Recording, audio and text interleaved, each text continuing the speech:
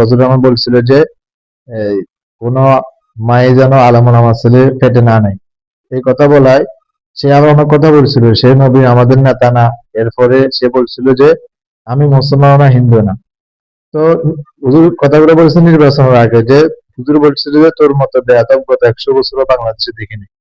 তো এখন বর্তমানে তারা ক্ষমতা আসার পরে যে হুজুরকে নিয়ে অনেক পাল করছে, যে হুজুরকে রাজাকার বলছে, হুজুরকে আরো জঙ্গি বলছে, অনেক কথা বলতেছে হুজুরকে।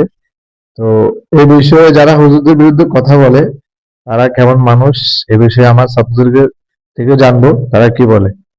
কারণ ইয়ামিন, যারা হুজুরদের বিরুদ্ধে কথা বলে তারা আসলে কি ভালো মানুষ? জন্য ভালো ভালো মানুষ হুজুরের বিরুদ্ধে কি করতে পারে না, কথা বলতে পারে না। পারে না। তানভীর, তুমি কি বলো? তারা তোমার মন্তব্য কি, মানে যারা হুজুরদের বিরুদ্ধে কথা বলে তারা কি কোনো ভালো মানুষ হতে পারে? জি না, তারা ভালো মানুষ হতে পারে না, কারণ তারা হুজুরের বিরুদ্ধে কথা বলে। যারা হুজুরদের বিরুদ্ধে কথা বলে তারা কি না, ভালো মানুষ ভালো নয়। মানুষ না। আলী, তুমি? যারা হুজুরের বিরুদ্ধে কথা বলে তারা ভালো মানুষ হতে পারে না, আর ভালো মানুষ হুজুরদের বিরুদ্ধে কি বলে না, কথা বলতে কথা পারে না। ইয়াসিন, তোমার মন্তব্য কি? যারা হুজুরদের বিরুদ্ধে কথা বলে তারা কখনো ভালো মানুষ হতে পারে না, আর ভালো মানুষ কখনো হুজুরদের বিরুদ্ধে কথা বলেন না। যাক, মাশাআল্লাহ, ছাত্ররা অনেক সুন্দর করে কথা বলছে।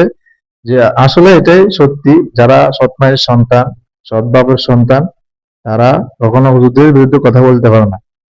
আবু হানিফা একটা কথা বলেছিলেন যে যে ব্যক্তি আলেমুল বিরুদ্ধে কথা বলবে তারা তাদের জারজ মায়ের সন্তান। আল্লাহ তাআলা আমাদেরকে বুঝার তৌফিক দান করুক। আসসালামু আলাইকুম।